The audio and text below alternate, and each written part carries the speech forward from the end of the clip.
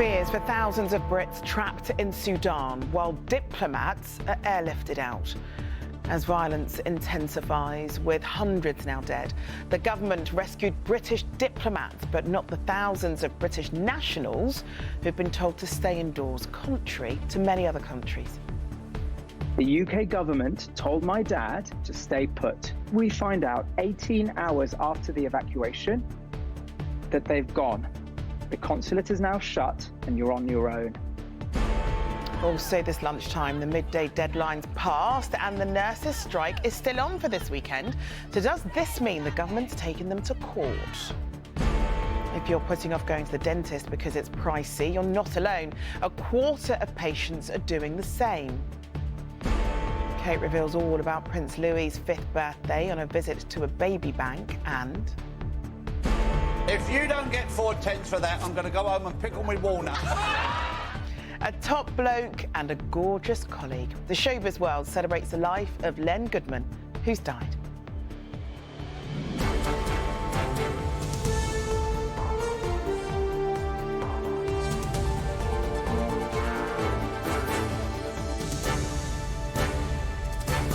This is the ITV Lunchtime News with Charlene White. Good afternoon. There are growing fears for the safety of as many as 4,000 British citizens who are trapped in war-torn Sudan.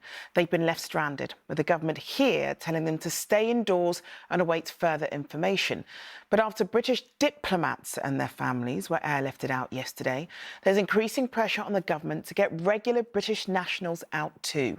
In response, Downing Street said it's exploring all avenues. Our political correspondent Carl Dinnan has the latest.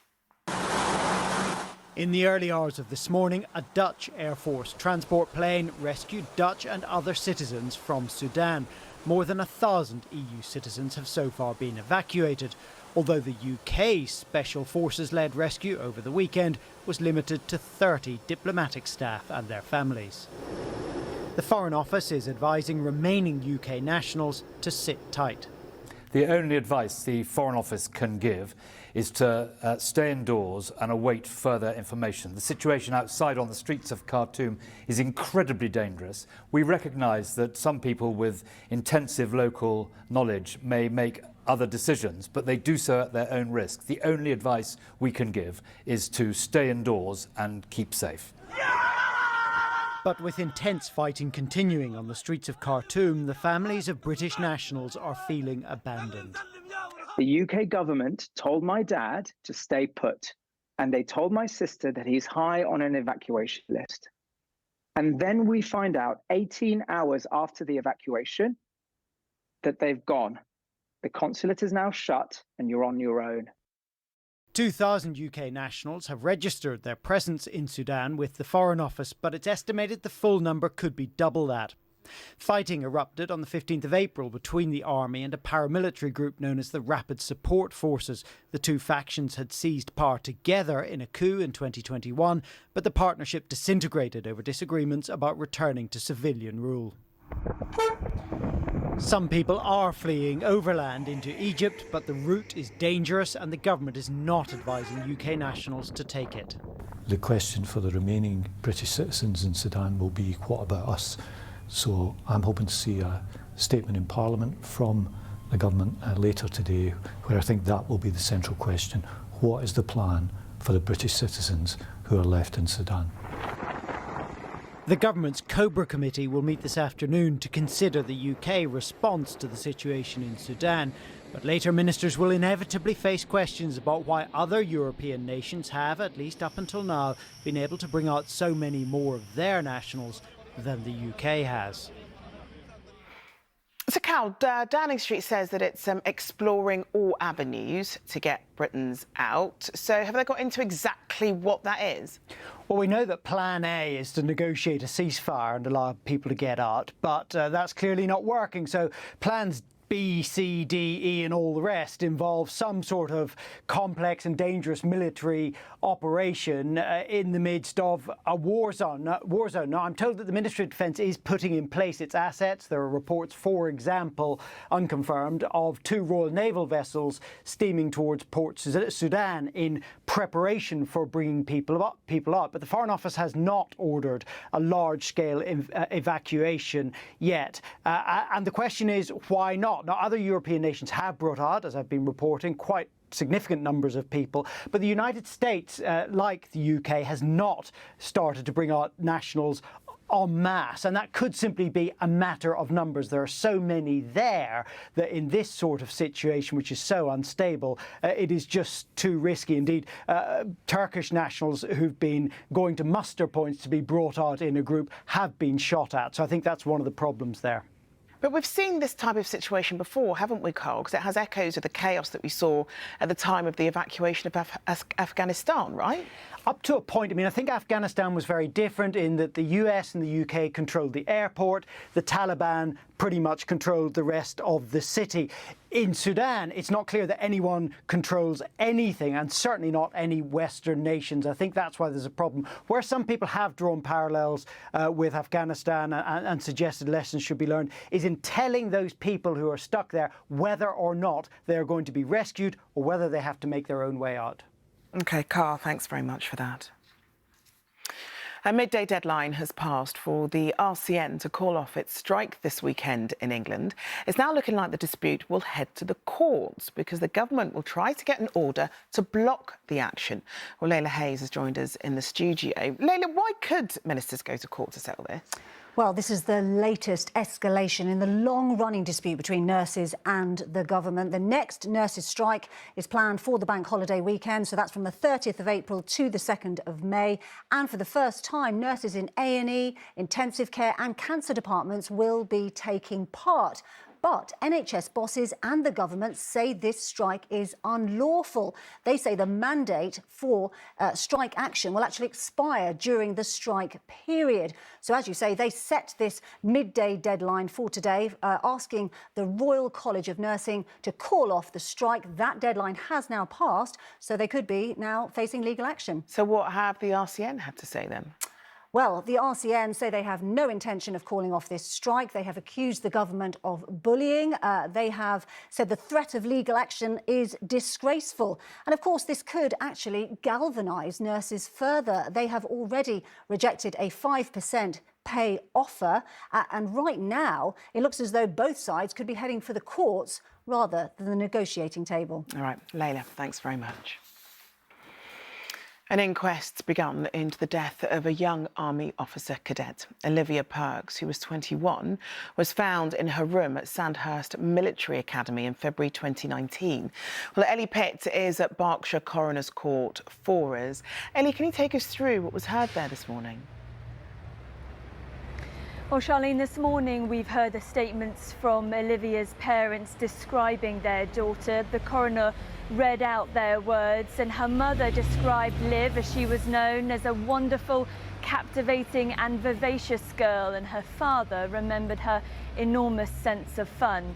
The court heard how Liv enjoyed playing football, cricket and rugby when she was a child, and how it was in secondary school that she first said that she wanted to join the army, and she went to Sandhurst Military Academy training for officers in May 2018, where she won an award for the most courageous boxer. Now, Olivia's mother became tearful in the court this morning as it was read out that her sword and cap are still up in her mother's sitting room. And the first witnesses have given their evidence as well.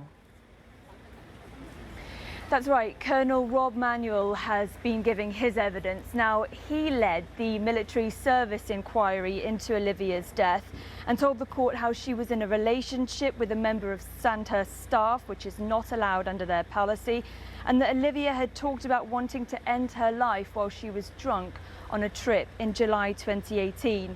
Colonel Manuel also told the court that there had been a complete breakdown in welfare support for Olivia. She took her own life in February 2019, and the inquest into her death is due to conclude here on May the 26th. Thanks very much, Ellie. Well, still to come. Why millions are missing out on cheaper broadband deals. And the tributes to Strictly Judge Len Goodman, who's died.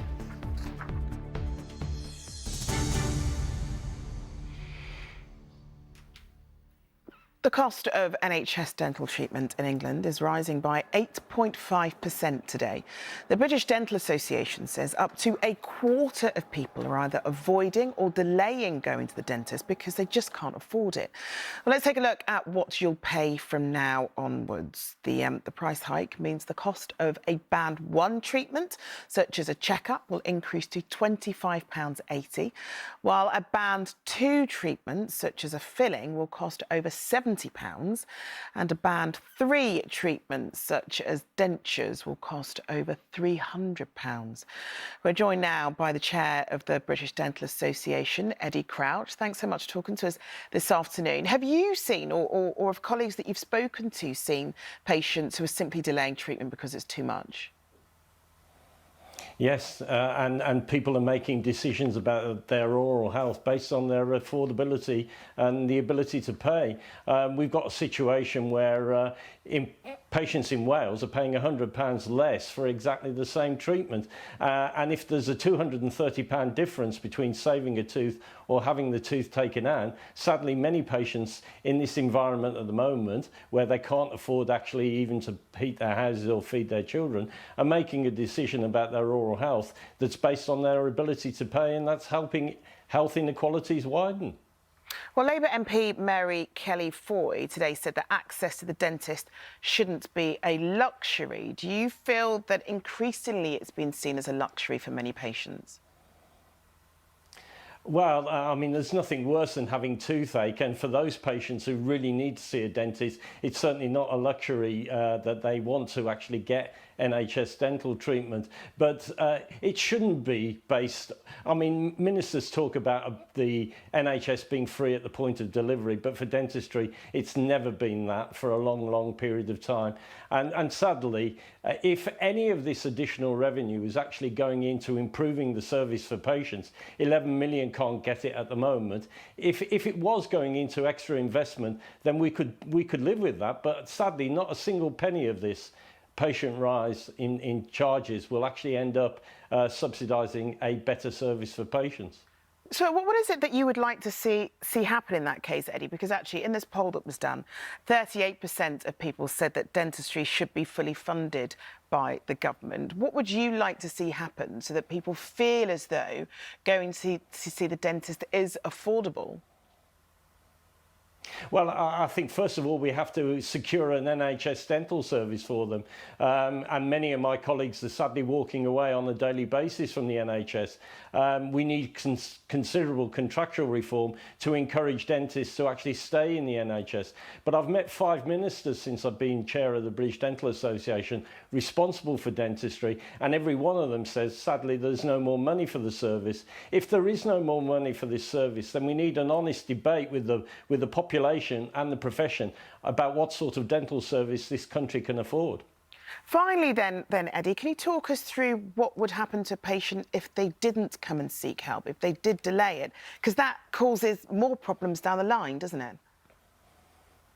Absolutely, and there's probably 11 million patients out there that can't access an NHS service at the moment. But yes, you know, if they don't turn up at a dental surgery, then they are presenting longer term with much more advanced problems, having things like oral cancers not detected. The cost to the NHS is extraordinary if people don't have these problems dealt with at an early stage. OK, well, Eddie Crouch, thanks so much for talking to us this afternoon. Thank you. Labour leader Sir Keir Starmer has condemned comments made by Diane Abbott, saying her words were anti-Semitic. The MP has been suspended from the Labour Party pending an investigation into a letter she wrote for the Observer newspaper, in which she suggested Jewish people do not suffer the same racism as black people. She's apologised, claiming an initial draft was sent by mistake. In my view, what she said was to be condemned. It was anti-Semitic. It's absolutely right that we acted as swiftly as we did. That's the change that you've seen in the Labour Party. But do I condemn what she said? I absolutely condemn what she said.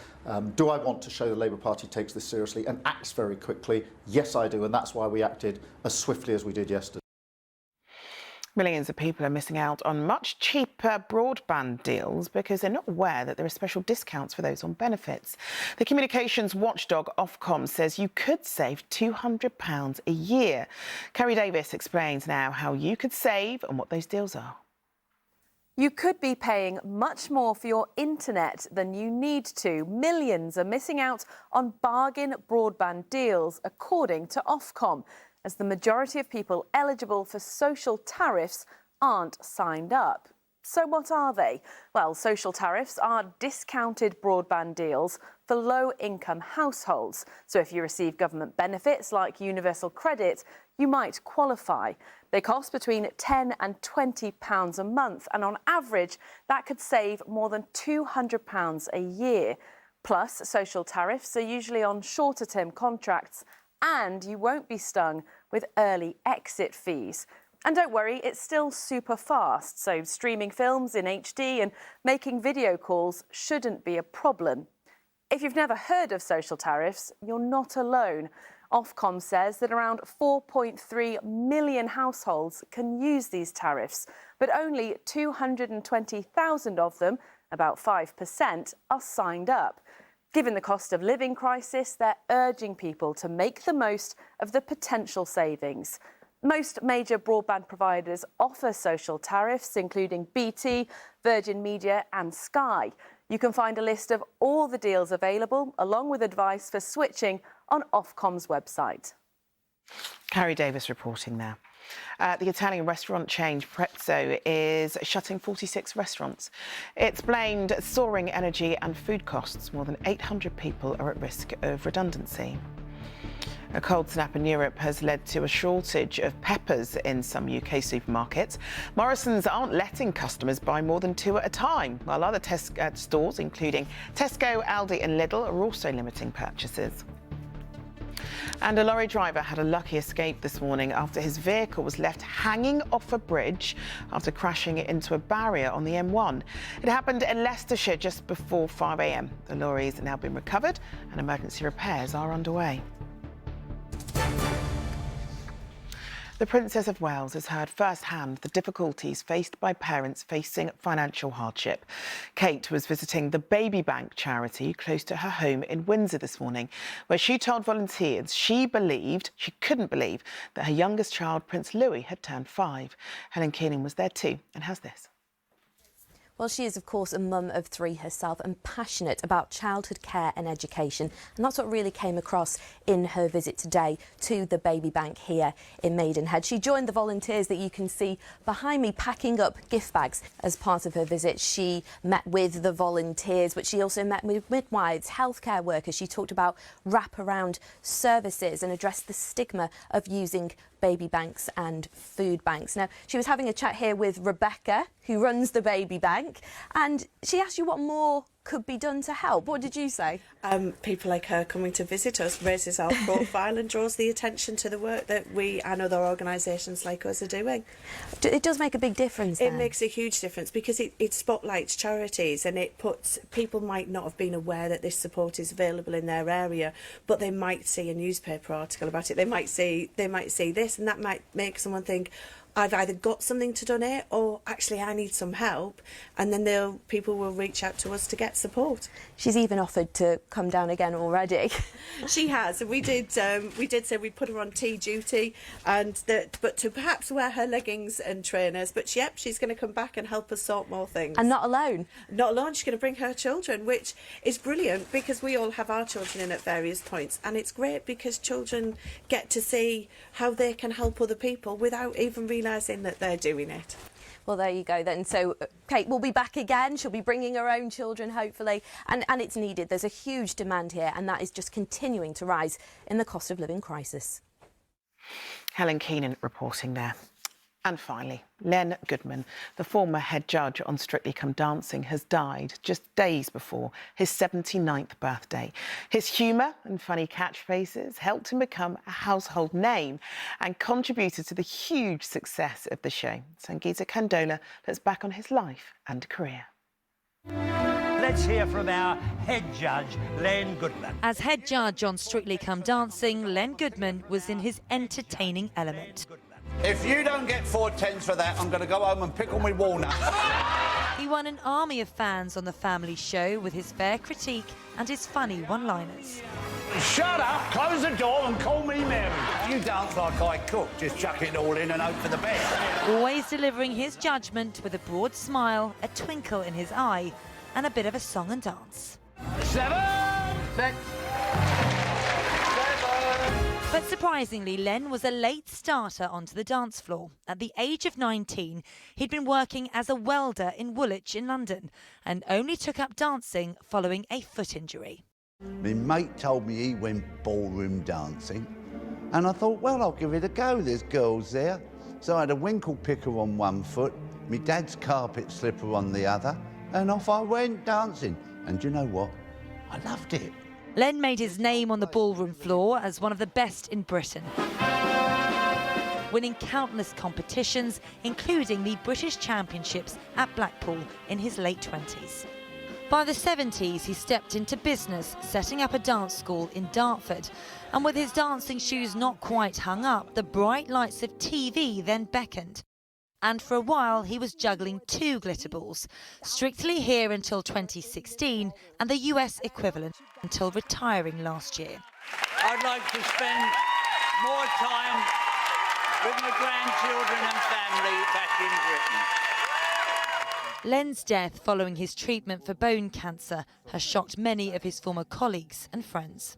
Len is exactly what you got. He was charming and eloquent and wonderful on so many levels, and then at the same time he had a bit of a bite and a little bit of edge to him. Fellow Strictly judge Craig Revel-Horwood said Len Goody Goodman is what I always called him, and it's a 10 from Len and 7 will live with me forever. The star who danced his way to success died over the weekend, surrounded by his family.